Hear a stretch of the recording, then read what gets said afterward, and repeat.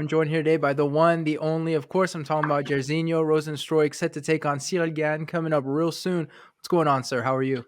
I'm good. How about you? I'm great. We're Uh-huh. glad to hear that. I'm doing well. Thank you for asking. I have to shout you out first things first, though, because you have these headphones and the special microphone specifically for interviews. Like, not a lot of fighters are as dedicated as you are to the media, so I know everybody appreciates that. Yeah, I take my work seriously, and when I talk to someone, especially in an interview, I want to hear you guys clearly and understand you guys better, and I want you guys to hear me clearly and understand me better too. So, yeah. Of course. Have you noticed like a big difference in sort of the number of interviews you do? Because I assume the higher up you go in your career, the more people are asking you to do interviews. And that's true. That's a lot, but I don't know the numbers. But soon as I see something or I have contact with someone, I try to please and to help so we can hit it up. Do you enjoy doing it? 'Cause I know there's some fighters like they like doing it at first, and then they get so many of the same question that by the end of it, it's like they're tired. But are you enjoying doing the media a little bit? Yeah, I'm enjoying it. You learn a lot of things, learn how to talk to people in different languages, and yeah, I just enjoy everything I do with my career, especially those 5 years don't last long. So every moment, everything I do, I just appreciate it and I put my heart in it, and yeah. It seems the thing with you is that you do a good job of marketing yourself because we see you do the interviews. You have sort of this biggie boy kind of brand that we're seeing everywhere, the filters and Yeah. stuff like that. Well, what's the story behind all this stuff to sort of put your name out there? Because not every fighter thinks to do stuff like that. I think it's really important to build a fan base because yeah, when you're done fighting, you want to have your people, your fans. You can always do something back. You don't know what you can do with it, but if you have a fan base, you can go further than fighting. You can do even do business, and yeah, I think it's really important to make a brand and put your name out there and make people know who you are. So in the future, you don't know what side of the world you're gonna be, or what kind of business you're gonna be. So So how big is your fan base? Like how far does it go? Because I know I'm sure Suriname, like everybody must be all over you. I know in the United States, especially in Florida, how far does your fan base go? right now, I think I have a big fan base in my home country, Suriname, also the Netherlands. About the United States, I have to build up more. I think do more things in Brazil and UK. But yeah, I didn't reach what I want to reach yet. So when I look at my Instagram, I want to be like have 2, 3 million followers, and I want to keep them busy and have every kind of stuff. I try to document my life, everything I do, and soon I will bring some more stuff, and it's gonna be more interesting on my Instagram, Facebook, and even my YouTube channel. So, or even my Twitter. So you guys hook me up and start following me. I assume the fan base in Brazil must be pretty big too, just with your name alone. Like people, obviously, they see your name and they recognize instantly who Jairzinho, the original, was. Yeah, for sure. A lot of people, Brazilian people, contact me and ask me about my name. Even journalists, and we talk about it a little bit. I even spoke to the real Jairzinho on the phone, and it was really nice because we have in Suriname, Brazilian embassy in Suriname, and the ambassador called him one time, and we talked a little bit, and it was really nice. I'm looking forward to meet him, but with the pandemic, everything kind of slowed down a little bit, so we're gonna see what the future brings us.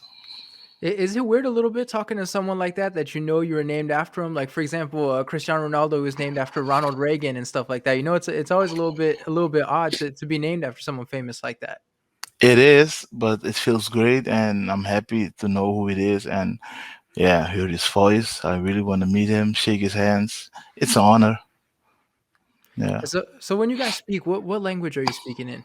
we were speaking English, and I had a translator who was translating everything for him, so it was kind of easy. And yeah, Yes, it's tough to be a but I mean, there's something to admire about people that are able to, speak so many languages because it's definitely a skill.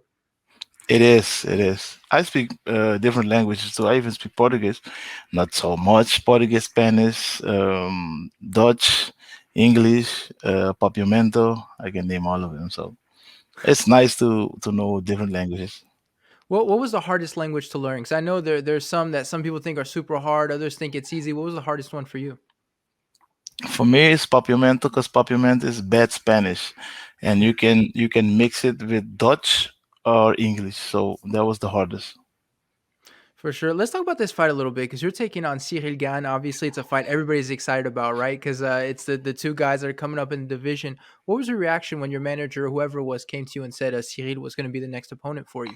For me, the first thing was I'm happy that I can fight again. I can enter the octagon soon, and yeah, opponent doesn't matter. I mean, I want to go out there, and I train a long time, so I want to show my skills. I want to win my fights, and we're gonna see how it's gonna end. Every time I enter the octagon, something special happen. We're gonna see what's gonna happen this time. And so, for him, what does a win at this point do for your career? Because I assume it's got to take you that much closer to the belt. And obviously, we know at heavyweight it's a weird situation, right? But what does a win in this one do for your career? I think right now a winner for this one will keep me there where I'm at, and uh, right now the heavyweight division is gonna move on. I see Francis fighting Stipe, Blades fighting Lewis. So we're gonna see what's gonna happen pretty soon. Till let's say the 1st of April, a lot of things gonna change, and everybody know where we at. So I'm looking forward to that too.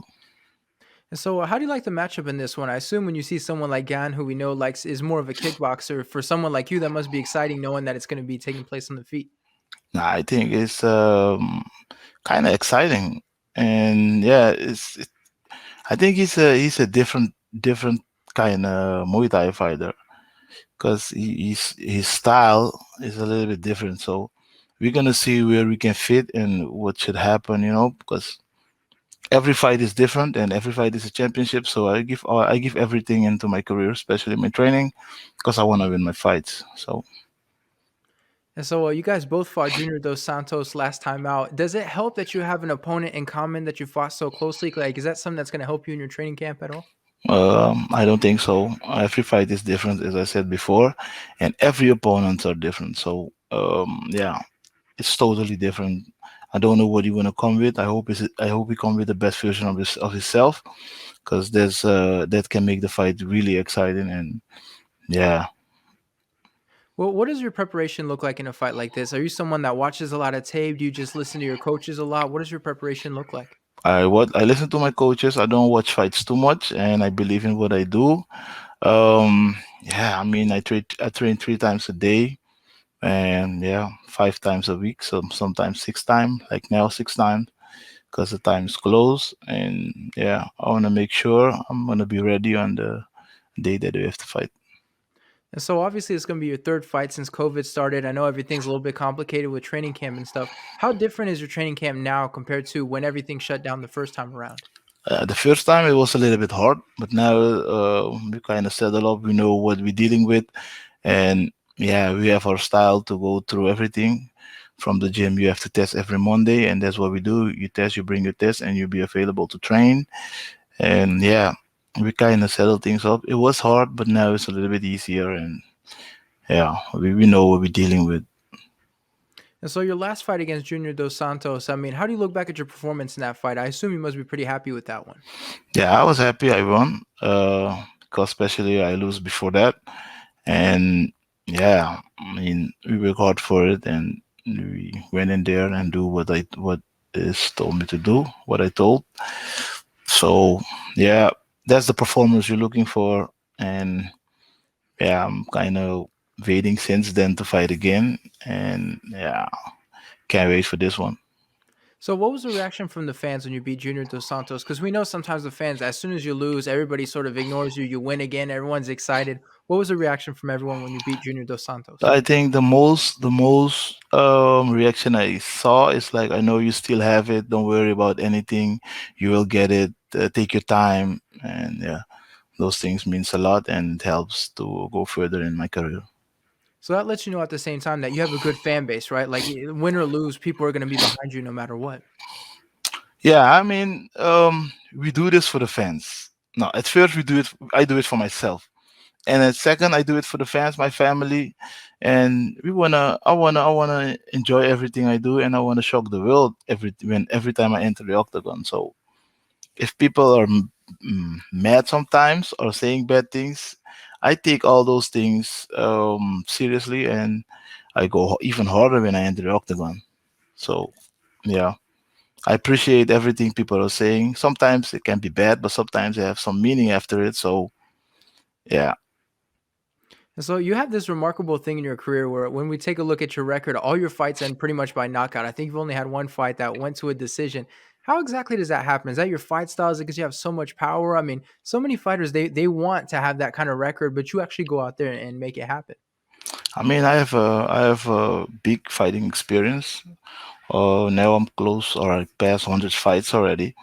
So I mean, I know what I'm doing when I'm in the octagon. I know what I'm looking for, and as soon as I got a chance, I try to finish the fight as soon as possible. Yeah, that time that I fought, my fight that went to decision, it was a hard preparation and a hard flight. I flew from Suriname to the Netherlands and straight to China, and from China to Japan.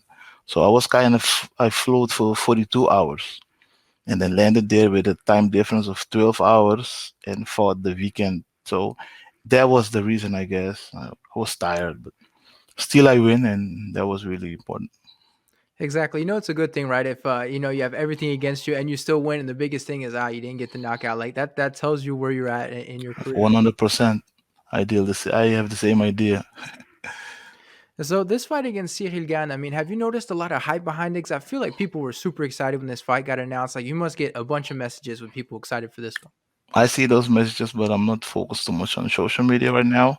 Try to train hard and make sure I'm ready for what's coming. And yeah, I know what I'm dealing with right now. So it's yeah, it's a hype. It's always a hype because this is the biggest planet, the biggest organization on the planet right now. So every time you enter the octagon, it doesn't matter who you're gonna fight. It's a hype, and we're gonna see how it's gonna turn out. Because I bring the fire. Who are you training with in the lead up to this fight? Is it the same people as usual, or have you brought in people a little bit different? Now I train with the same people. We can bring people in the way we want it because the pandemic, of course, but we're still with the same team, American top team. Yeah, we have the best coaches there right now, and we're focusing on, of course, on the fight. So All right, and so one last question. It's an easy one. I'm sure you've heard it a million times, but I have to ask. This is how I end my interviews. But how do you see yourself getting the win against Gan? how I see myself get the win, I don't know yet, but I know one thing: every time I enter the octagon, something special happen. So tune in. I'm fighting pretty soon, and yeah, we're gonna see. There we go. It's going to be an exciting fight as always. I have no doubt about that. Thank you so much for the time, sir. I really appreciate it, and I'm looking forward to it. No problem. See you next time, though.